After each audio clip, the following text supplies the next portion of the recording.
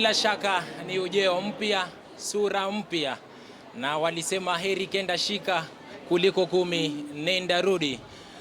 Ikiwa show inajulikana kama Bonga na Jelvin, ambapo hapa ni kituo nambari 1 cha Jel Media. Mimi najulikana kama Jelvin Wanyuike, na kama ilivyo ada yangu lazima nikuwe na mgeni tuweze kusemezana 1, 2, 3.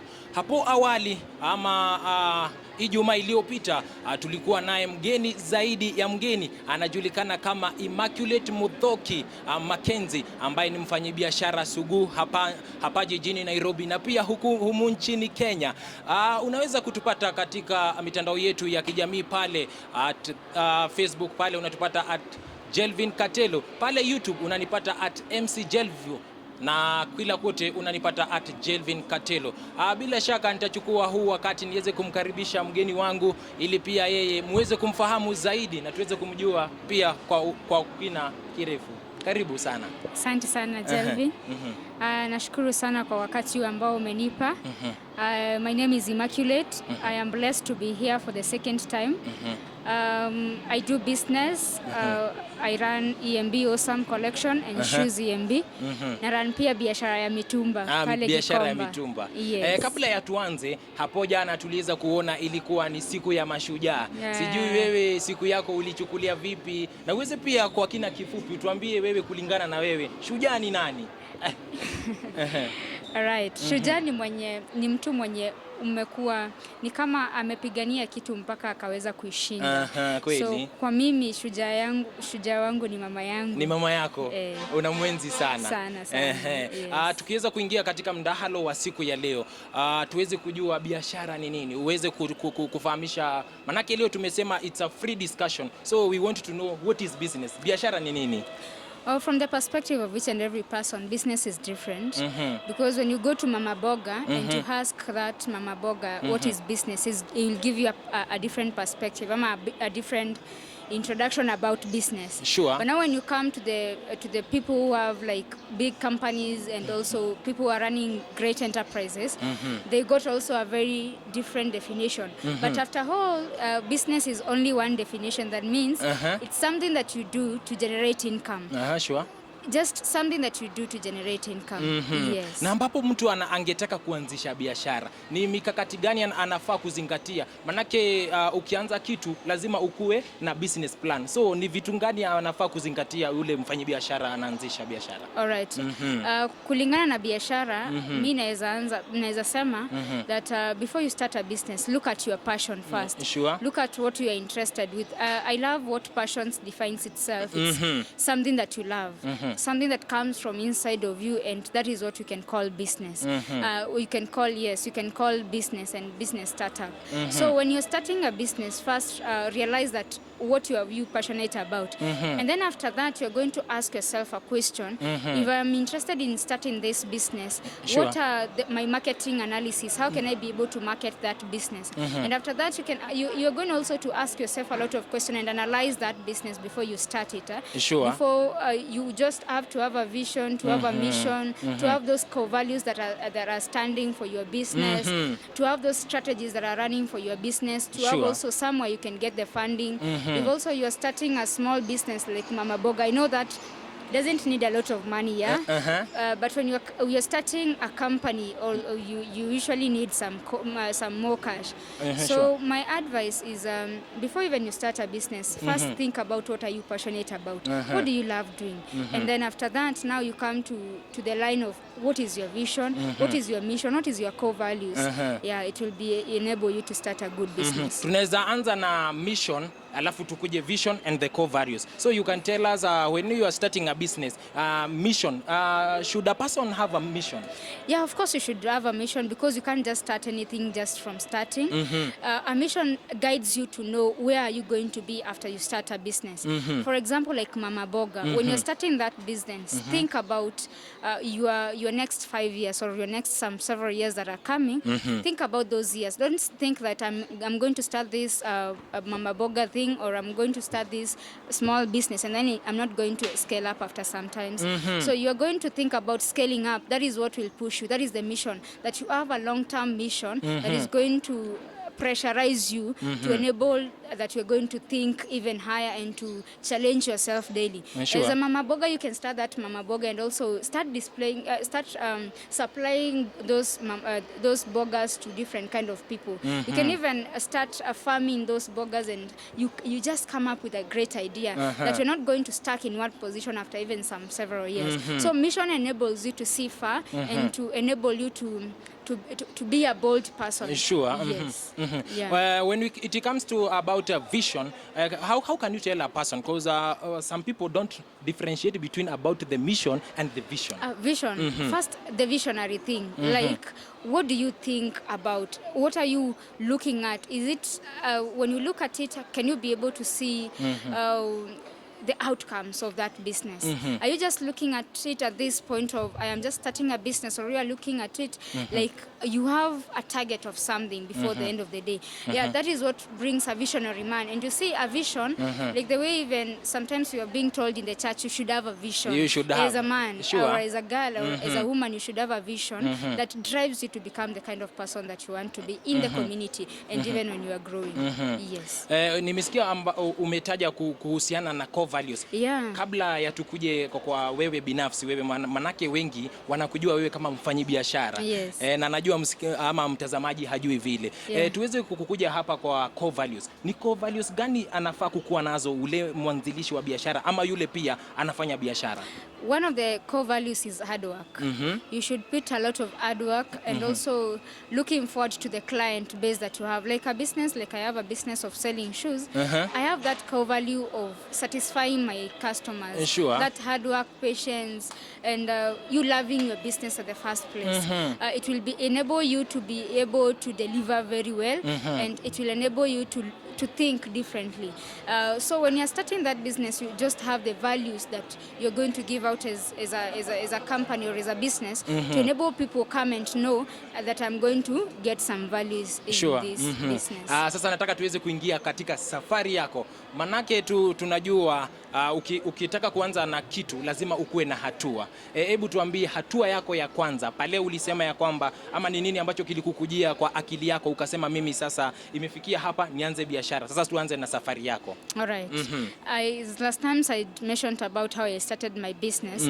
Sometimes we start businesses out of the challenges that we get. Sure. And because I didn't want to become a job hunter, because most of us tuna searching jobs and we end up becoming professional job hunters. Sure. I didn't want to go to that line of trying to become a job hunter.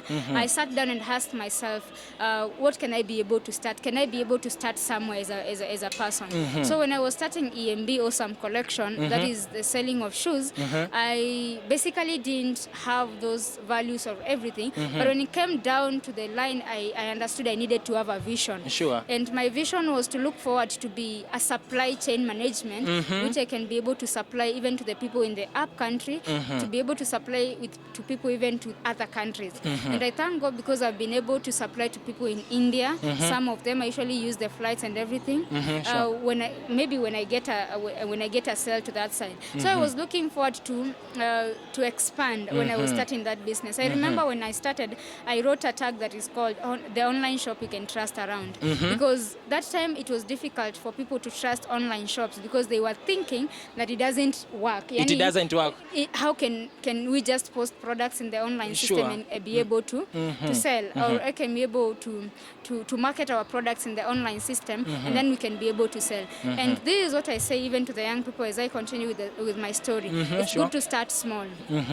Because it enables you to understand that you are going somewhere. But when you start big, it will fail you. As I mentioned last time, I said that when I was starting, I went to Isili. I used to use other people's product to market myself or to use them so that I can be able to sell and generate income at the end of the day. Sure. So it encouraged me so much that even down the line, I was able to sell to a lot of people because of that interest of knowing that I am the online shop that is being trusted around and I can be able to deliver what the customer wants. Nikikukatiza kidogo, manake ukiweza kuanza biashara, kuna ule mtu ambaye unasema nataka kukua kama yule. Wewe huko haiko kuja kwa mawazo yako ukasema mimi naanza biashara manake nimeona fulani ameanza biashara. Wewe haiko kuja mawazo kama yale?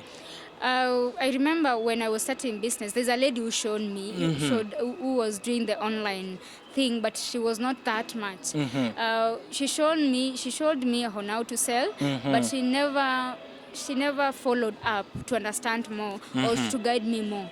And I looked at the shops around, and I wanted to become like Jumia. I remember when I was asked to write a business plan, I remember saying that I want to become an online shop that I can be able to deliver in all the things. I can be able to deliver shoes, I can be able to deliver products like Zakukula and any other thing. And I'm looking forward to become like them, but not like them basically. At least I can look at them and say that I just want to look like. Yeah, something that you can just look like. Yes. Mipango na mipangilio.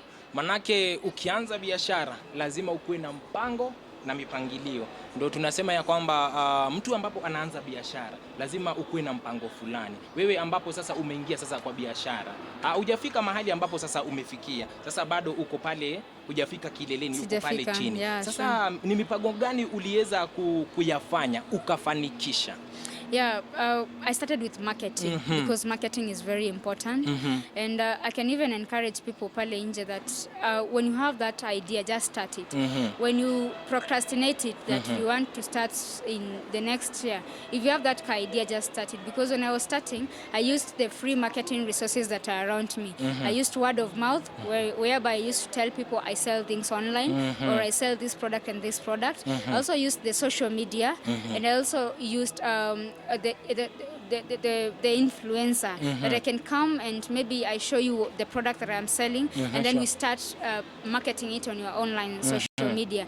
And I also used the referrals. I used to tell a client, when you get that product and you feel that it is very okay with you, then you can be able to refer me. So I used the marketing strategy, and I used the free resources that are around me before even I got to run adverts in the online system, to Facebook or to Instagram. I used the marketing that I was able to manage at that time. Yes. Kwa kupanga, manake bado hatujachoka hapo kwa kupanga. Ni mbinu gani ambayo wajua watu wengi wakiwa kule nyumbani wanasema mimi nataka kukua kama sijui ule unamuiga sana, unamuita Washiori. Yeah. Unapata ya kwamba pia Washiori ukimsikiza ana safari yake. Yeah. Unapata wafanyabiashara wengi wa kule nyumbani wanataka kuanza biashara yao once ikuwe ati ndo imefikia kwa kiwango fulani. Ni nini jambo gani ambalo unaweza waambia? Passion and mentorship. Passion, and I repeat this, is something that you do that you love from your heart. When you start a business, that you ask yourself first, what do you love doing? And then after that, you get a mentor who is going to guide you through, and you look after. Someone you look after and say that, yes, I don't want to make mistakes. Yes, mistakes will happen. But of course, you'll have someone who is guiding you, either in the online platforms or maybe physically.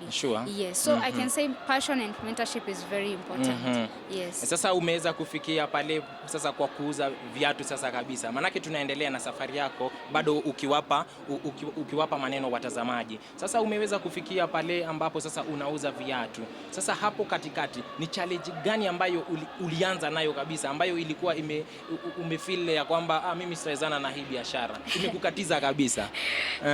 I remember on 2021 I encountered something that was very difficult for me. We sold something to a client. Akatuma pesa, after ametuma pesa akareverse, and it was around 10,000, and that client alikuwa amepick viatu mingi from where she was supposed to pick, and she went like that. That was so much discouraging that even couldn't propel me to the next level. And that is a point even I sat down and I asked myself, is this still my line? Yeah, because it is weird that you can be able to lose cash in a moment. And remember, that is not, there is cash that belongs to me because of course I'm marketing some products for other people, but also remember the big part of the shoes, they are not my money, they are other people's money. So it hit me literally, and I had to slow down kidogo and ask myself, will I be able to still continue with this kind of market that is there? But I also encouraged myself and I said, this is one failure, I will still continue. And I walked up and I continued. Hukukufa moyo kabisa? I didn't. So I still continued. And I remember another time that I delivered a shoe to a client, and anakuambia, this is not the kind of shoe that I saw online. That is also very discouraging in the market, and it makes a lot of young people or a lot of businesses not to continue, because wanasema what I am selling is not what is resembling what I have. So what I can encourage people is be confident on what you are selling to the market, because when you're not confident on what you are selling, you're not going to get to the market, or you're not going to get to the clients. So when I was selling to the market, they had those challenges of saying that the products that are online, they're not in the same way that we are physically, but also be confident on what you're selling. Yes. Na ikikufikia wakati sasa umeweza kukambwa na zile changamoto, unaweza mwambiaje? Manake ukiangazia wengi pale, ukiangazia wale ambao wafanyabiashara kule Thika tulikuwa tukiongea na wao, ikiwemo Job wa mitumba, yeye anauzanga bells. So alinieleza ya kwamba changamoto ya kwanza ile ambayo yeye ilimkumba, kama kule Gikomba, alikuwa kule Gikomba alafu akaja hapa, kuna moto sana, moto unatokea sana. Unapata mtu alikuwa amewekeza kama milioni kama 10 hivi, alafu kuna chomwa. Sasa hajui afanye nini. Kama ule alikuwa ameshaendelea na sasa amekatizwa, sasa ameanza sasa amerejeshwa nyuma. Unaweza kumwambia nini? No matter the challenge, you still have to continue. Because if you love your business, no matter what challenges that hits you, you sleep and wake up again. Because if I can tell you, like that Job Mutumba, that mitumba zake zilichomeka kule, if she decided, ama he decided to not to continue, then he couldn't be where he is. That zinachomeka bado unarudi kwa market. Yeah, because if you're not being encouraging yourself to continue, then you're not a business person. A business person gets failures and challenges and he still continues no matter what. Yes. Labda pia unaweza kutueleza ni nini ambacho unapenda sana na biashara? All right. What I love about business is about people. Business is about people. Business is about understanding more about the things that you are selling. One of the things that I love business is about engaging with people. Napenda sana watu. Una engage sana. Engage sana na watu. And what makes me to engage with people, because we are in the people's business.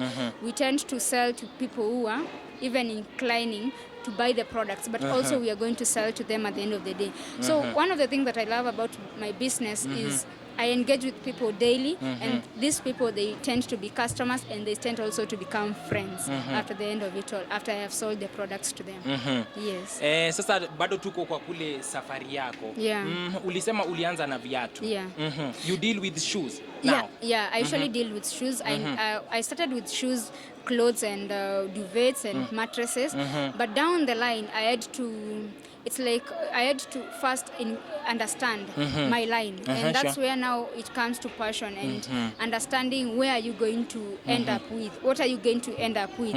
So when I started marketing, I was very sure that I will end up with one product, or I will end up with 2 products. So I ended up selling shoes and I ended up selling mattresses, which is from Superform.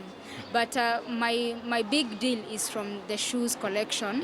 Now I sell different kind of shoes from different kind of places. You find that I usually utilize the imports that come to the country, and I sell them online even without having a physical shop.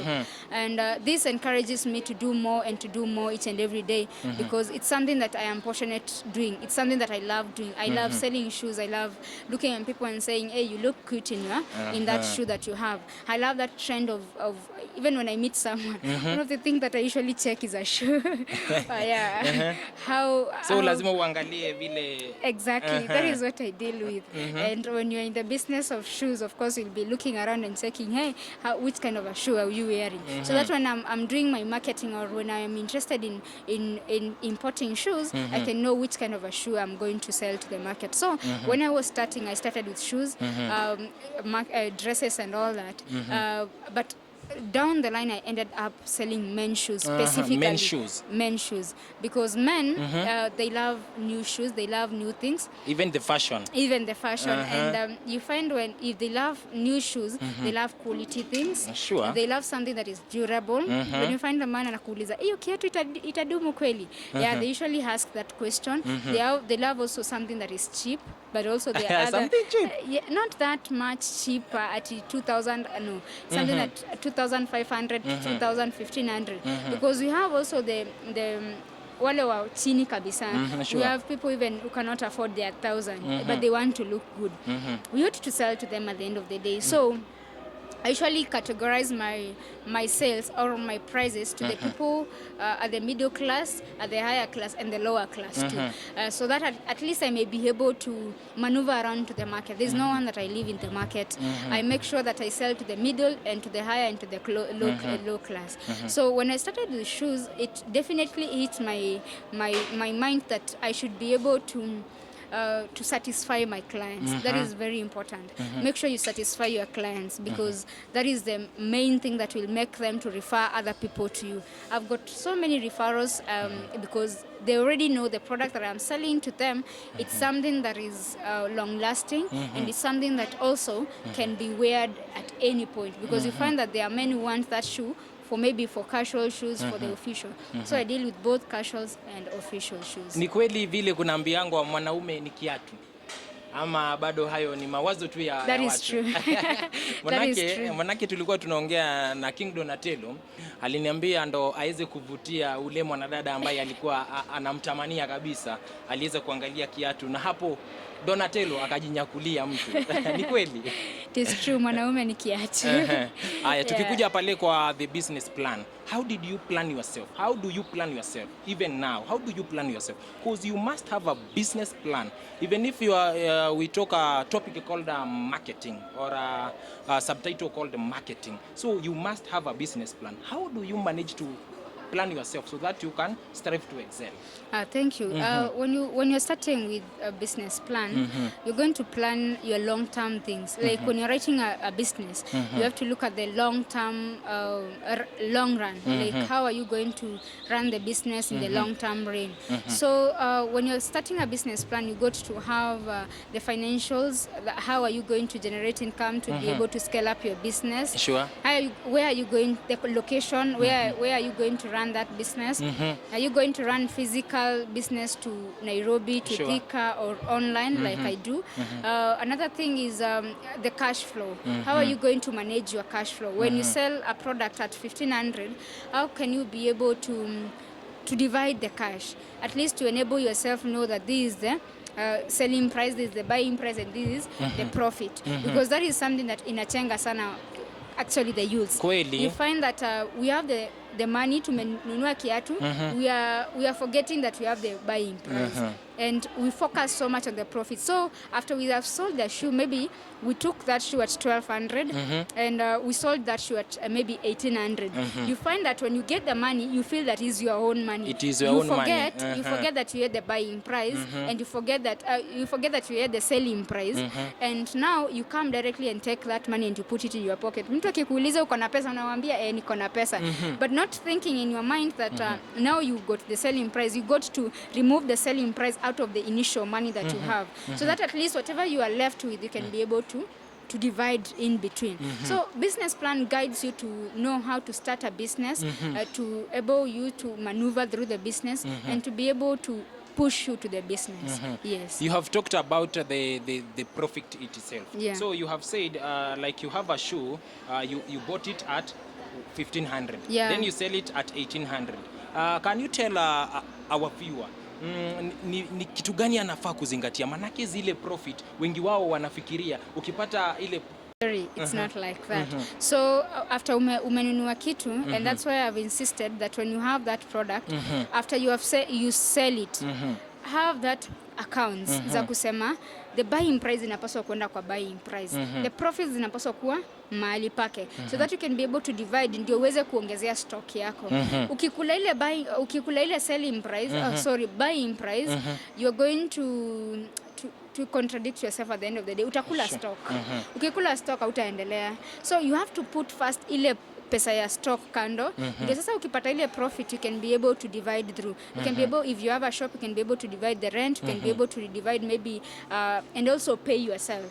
don't forget to pay yourself. So in the profit margin, you're going to pay yourself, pay the shop, and maybe pay for the incentives that you have for that business. So basically, deal with, when you get that money, have several accounts that you're going to send some cash for the product, the initial price for the product. The other cash, now divide it through and understand that there are things that are needed to be sorted out. Ndio usipate umerun out of stock ama umerun out of money and you don't have cash. Yeah, because at the end of the day we will eat all the 1700. Na kesho nikikuuliza kama utaongezea stock utaniambia the money nilikula. But now if you have the initial capital ya ile kiatu, now you can be able to continue and you can be able to add up the stock. So for example, you get to sell a shoe at 1500. Let me give an example of, you bought a shoe at 1000 and you're going to sell it at 1800. Now you have 800 in that cash. The profit itself it's 800. So in the 800 shillings you're going to remove pesa ya rent. Maybe you say 10% ni ya rent, 10% ni ya kujiongezea stock the other side. At least for every sale, you know that I am going to add up two stock or 3 stocks.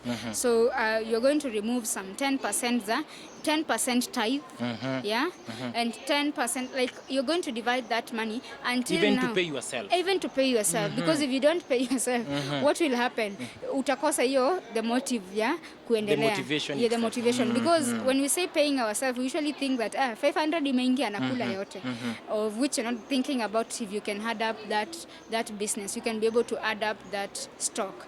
Yeah, so when you get that 500 or that 800, just maneuver through and understand that you need to have the 10% at least to divide through, so that at least you can have a stock that is adding up. Yes. What do you feel we come with a donation? Have you ever had a donation anywhere? Or anyone sponsoring you on your business? No. When I was starting a business, remember I said that starting small is very important. I didn't have money, so I started from that point of encouraging myself and going to Easily and selling other people's products so that I may get the profits. And you see, that is now where as a business person I could have gotten confused, because the money that is coming in naweza kula yote.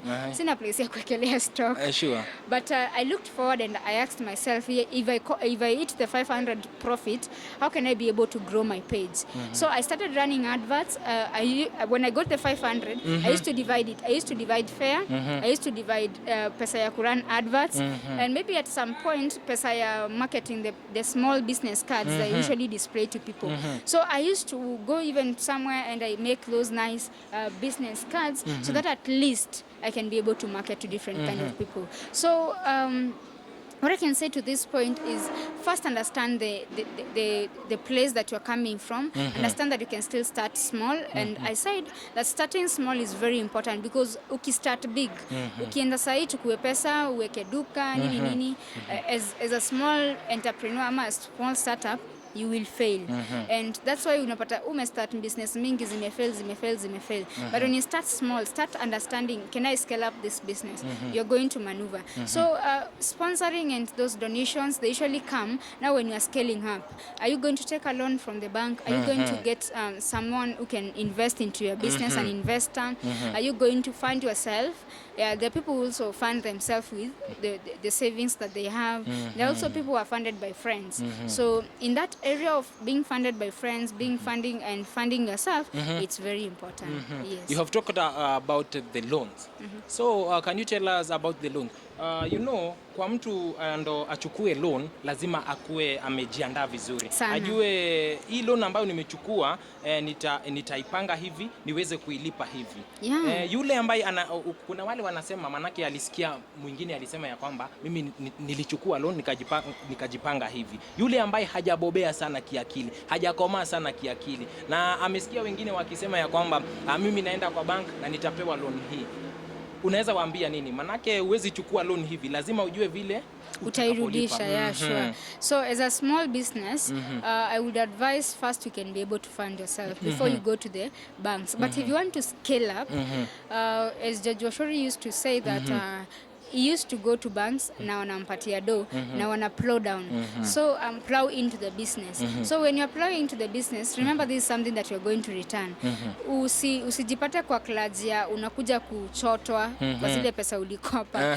So first have that plan of that taking that money. Know that I take this business, this money, knowing very well that this money will come back. So that's now when I insist on starting small, because that starting small, it will going to come down and down and down and enable you to see, when I get this money, can I be able to plow in and get a profit and be able to refund the money? Because if you're unable to refund the money, at the end of the day, the equity banks, maybe the people who have given you that cash, they will come for their money. And they'll come for their money kwa kukuchota. Maybe you ulienda ukakopa na ukakula mandazi hizo pesa. Where are you going to return the money to? So I usually say, don't loan or don't get money for luxuries. Get money basically for business, and a business that you know that you are scaling up for a profit. Now when it comes to investors, they don't invest to a point they don't know ati pesa itatoka.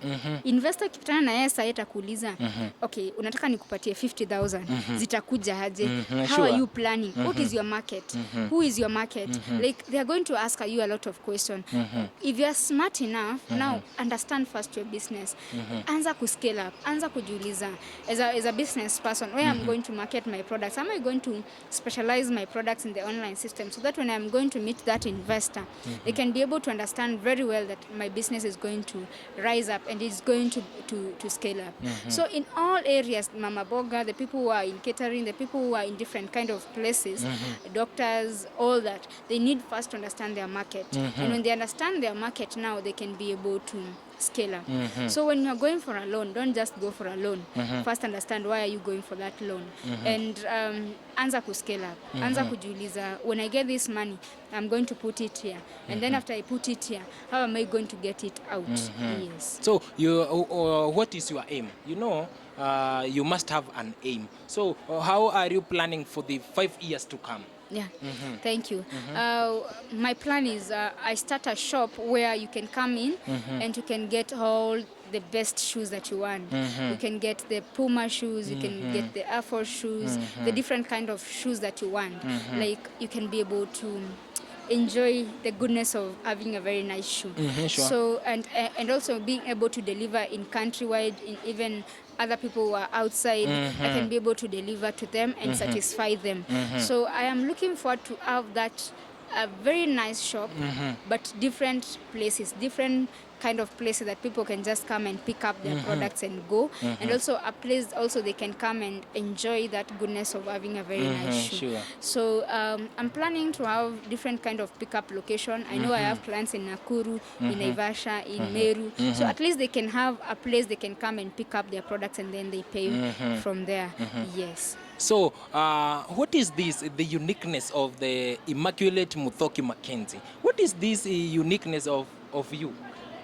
How can you talk about your uniqueness, about selling this men's shoe? Thank you. I usually sell shoes differently. You find that I don't usually deal with Isili kabisa. I usually deal with the Chinese shoes. So you find my shoe, if you get it, you can't find it any other place. So that's a unique shoe. That's a different kind of a shoe that you can't find it anywhere. So when I get the shoe, I can be able to market it, and people can love that shoe, and they can still find it to me rather than any other place. Yes. So dakta kabisa, mpenzi mtazamaji, tunaendelea moja kwa moja tukusemezana, manake unasikia vile mbinu ambazo ameweza kuzitumia yeye Immaculate. Umesikia kwamba ukianza biashara lazima uanze na hatua lazima uichukue wewe binafsi na uweze kukua na kile ambacho kinajulikana kama business plan. Immaculate, tukiweza kumalizia ama tukiweza kufunganya show yetu ya siku ya leo, sijui ni neno lipi ambalo unaweza waambia watazamaji, lile ambalo litawatia moyo wale ambao, manaki najua hata wewe kuna zile changamoto zimeweza kukukumba, kuna they are called downfalls and upfalls. So ni nini ambacho wewe unaweza waambia watazamaji wetu? That don't fear to start. First, if you have that vision and you're passionate about something, kindly don't fear to start it and start thinking about your mission and vision, being passionate about what you are looking forward to start. And then after that, when you understand where you're supposed to be, don't fear to start small. Start up chini so that at least you can be able to scale up. Bado mimi sijafika. I am still pushing by to know where I'm going to end up to at the end of the business. So don't fear to start. Accept to start from small, and then from there anza ku expand, anza ku think out of that box. If you're a mama boga, if maybe you're a shoe seller, you are something else, start thinking on how you can be able to scale up your business to be different, to have that business that itakupatia profits and zinaenda ziki increase. Usiangalie kurudi nyuma, angalia kuenda mbele. Motivate yourself. Don't also fear failures, because failures are there. Don't fear challenges, they are there.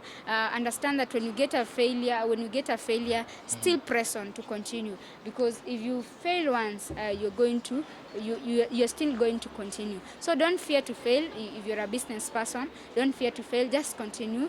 And another thing that I can say is just motivate yourself daily. Understand that at the end of it all, that business is about pushing yourself and telling yourself that at the end of the day, I need to get some cash somewhere. Sure. So don't just become a job seeker, become a business entrepreneur. Like, how can I be able to think the skills that I have, how can I be able to utilize them for the better person that I am going to be? So I encourage young people that you start where you are. That if kama umesearch job for 2 years, anza kujiuliza, what can I be able to do at the end of the day, so that at least I can be able to generate income. Don't just become a job seeker. Usitembee tu kutafuta kazi. Sure. Kwanza enda tu kwa hizo kutembea kwako. I remember there's a story that I was given by my aunt. Alikuwa anasema there's a lady, she used to walk around to look for a business, for a job, but akaenda akaspot a business idea. Akarealize hizi ofisi watu wanapenda fruits sana.